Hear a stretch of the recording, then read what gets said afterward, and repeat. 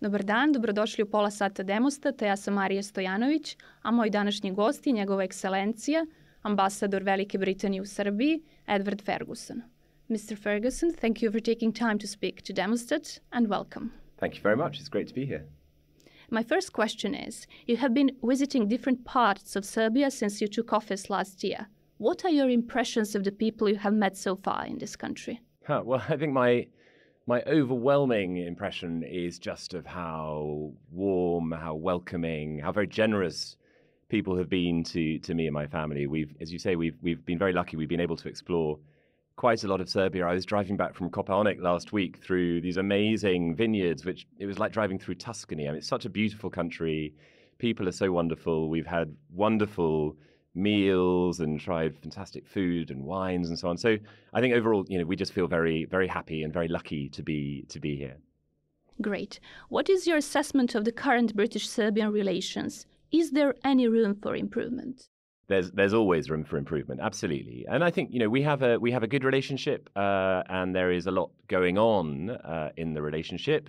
Actually, this month, for the first time, for example, trade between Britain and the UK for the first time grew beyond £1 billion a year, which is a great milestone to achieve.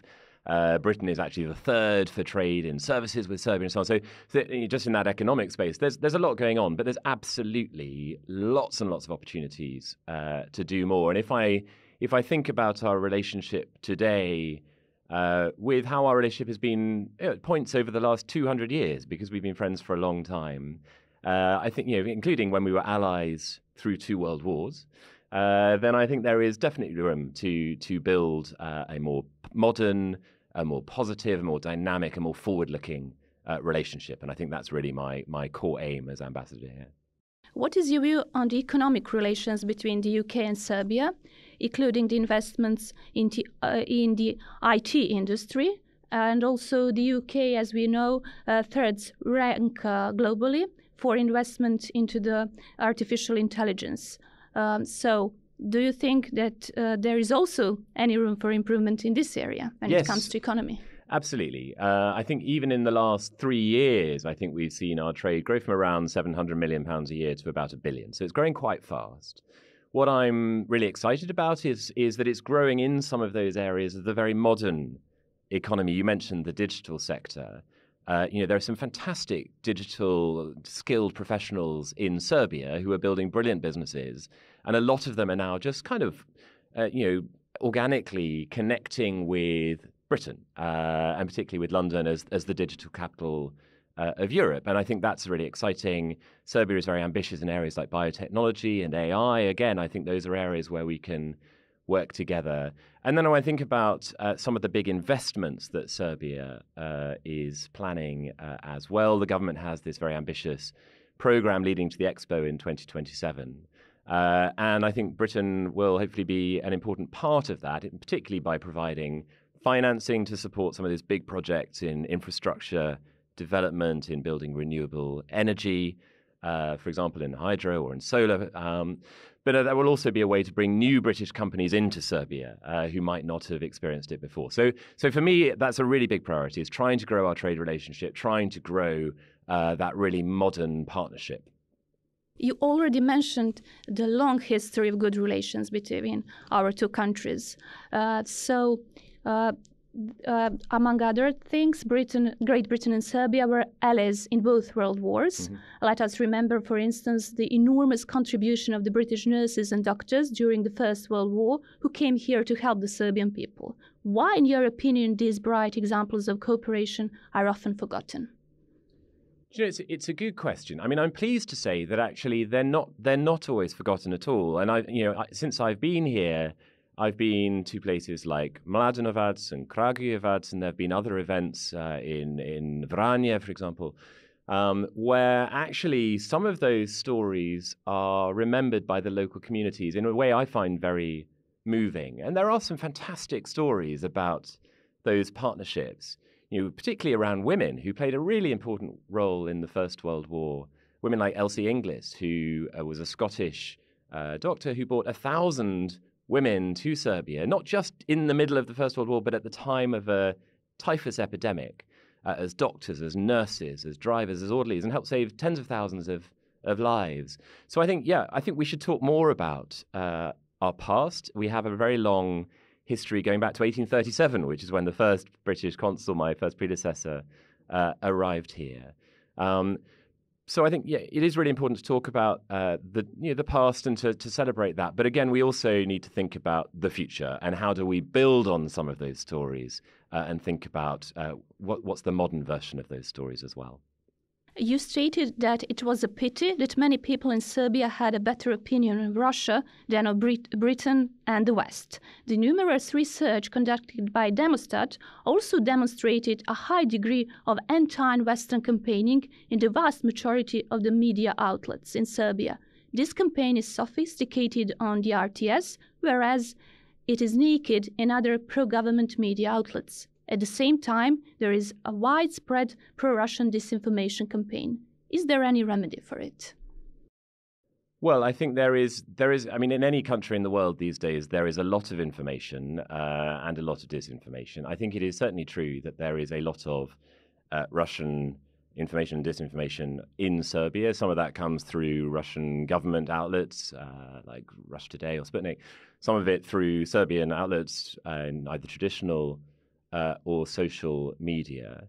I mean, you asked about the remedy. I think, to be honest, I think the real remedy is in trying to use the system that is already there, and there are rules and laws and codes of conduct for the media, which I think are really important, and that the UK government does what it can to help media to work within those frameworks. But overall, I think the UK is a champion of not just freedom of speech around the world, but of high quality independent journalism. And I think what's so important is for the media have a responsibility to make sure that they are telling the truth. And it's that's a very simple thing to say. And the truth can be debated, but fundamentally it has to be based on facts. So I think what is a concern is where we see stories that have no basis in fact.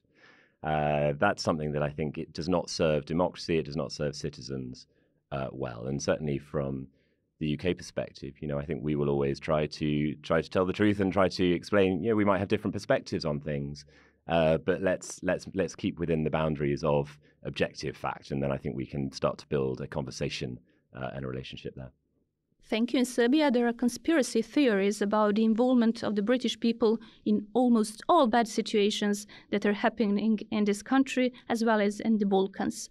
And these theories are often launched by the pro-government media. So also a certain number of people believe it. How do you comment on it?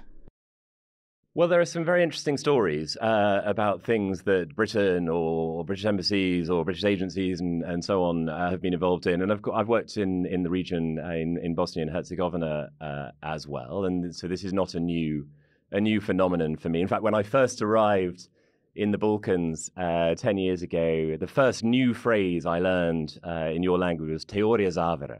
It's conspiracy theories.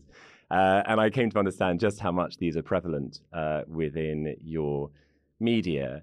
I mean, it is a shame if people believe some of these stories, because many of them are so ridiculous that they don't deserve any credibility. Yes, but they are widespread. But they are widespread, and I think some of them. I mean, some of them I find quite comical, and so we sometimes respond with humor. I think there was a story not long ago about MI6 was organizing farmers' protests throughout Serbia. We suggested that could be the plot of a great new Bond film called Trekta, for example. But some of them are more worrying and more dangerous than that. And fundamentally, what I would say is Britain is and wishes to be a friend of Serbia, and we wish to do good and positive things in Serbia and with Serbians. And so, I would encourage people not to believe everything that they read or see on social media. And, if they have questions, then I'm always happy to answer them. What is your assessment of the current post-election crisis in Serbia, including the fact that the local elections in Belgrade will be held again?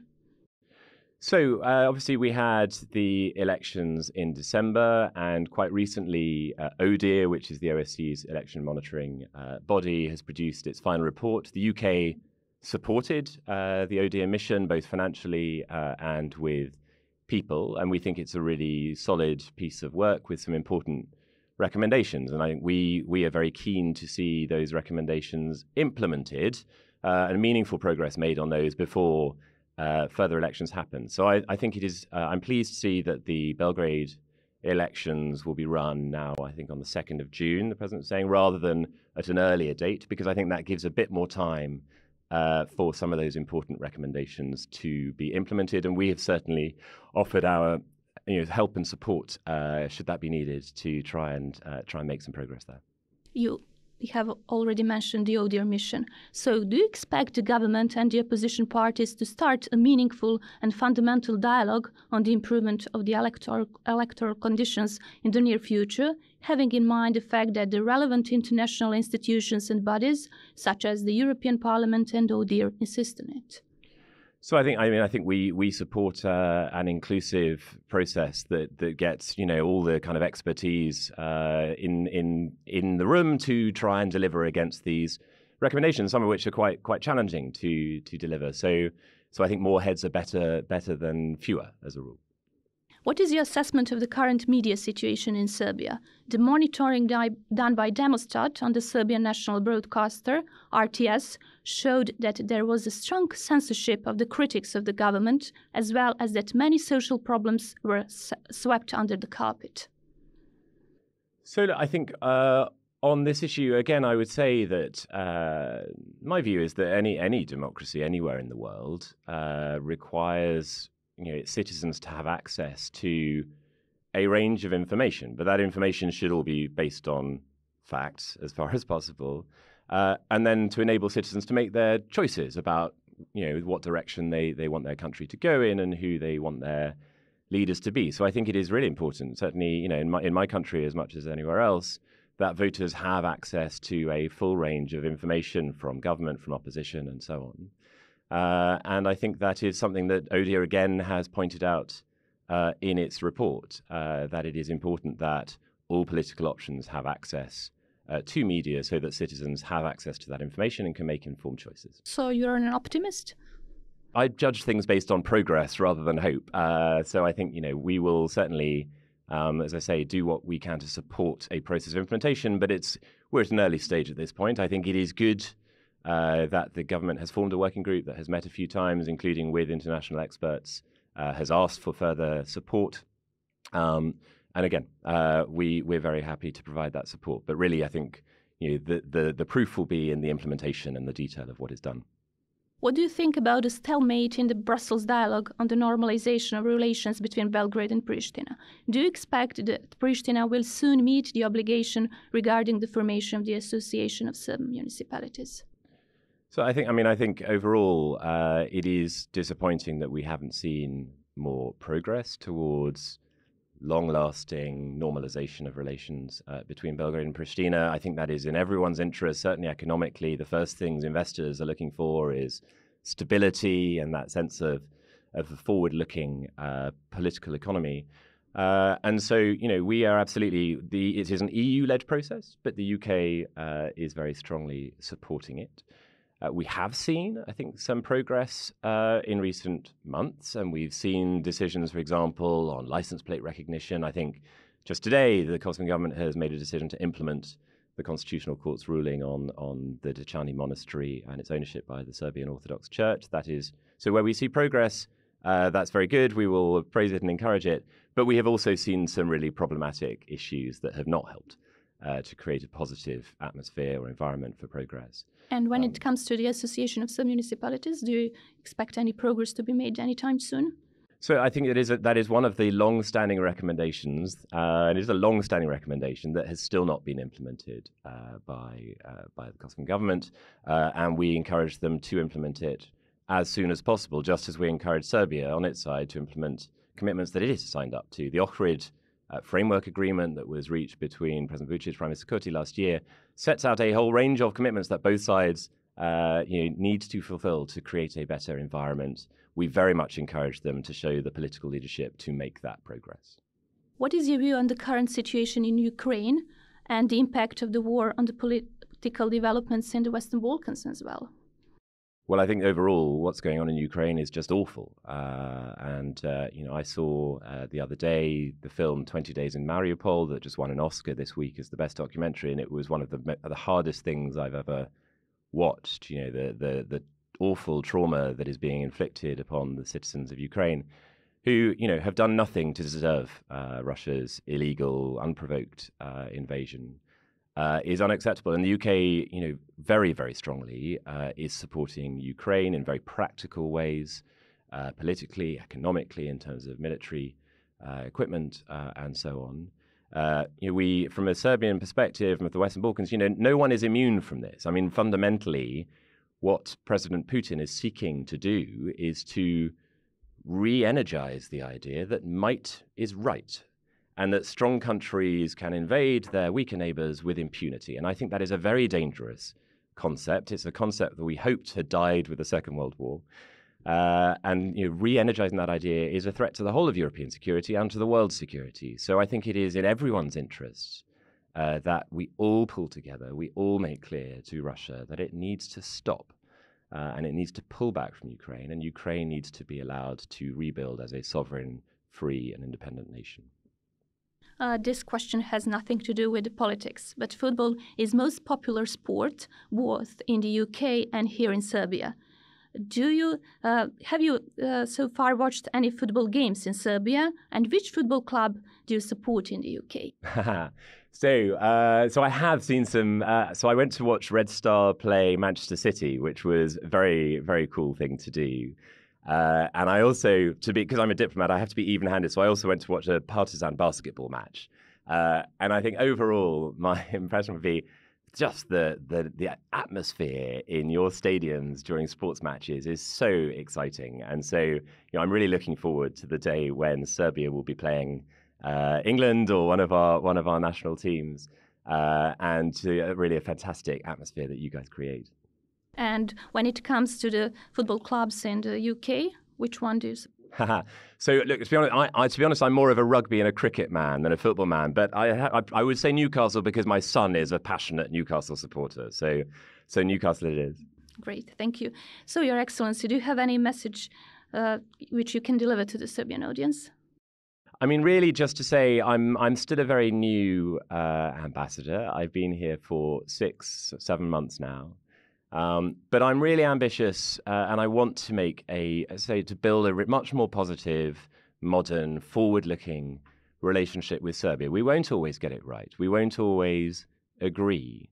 But I think that we have, as countries, been friends for 200 years, and there have been, ups and downs in that relationship.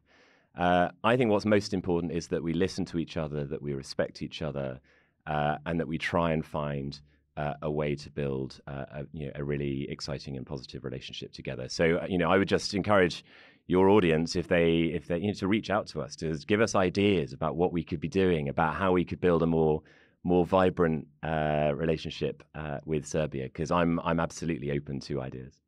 Thank you very much, Your Excellency. Thank you. A vama, dragi gledaoci, hvala na pažnji, doviđenja.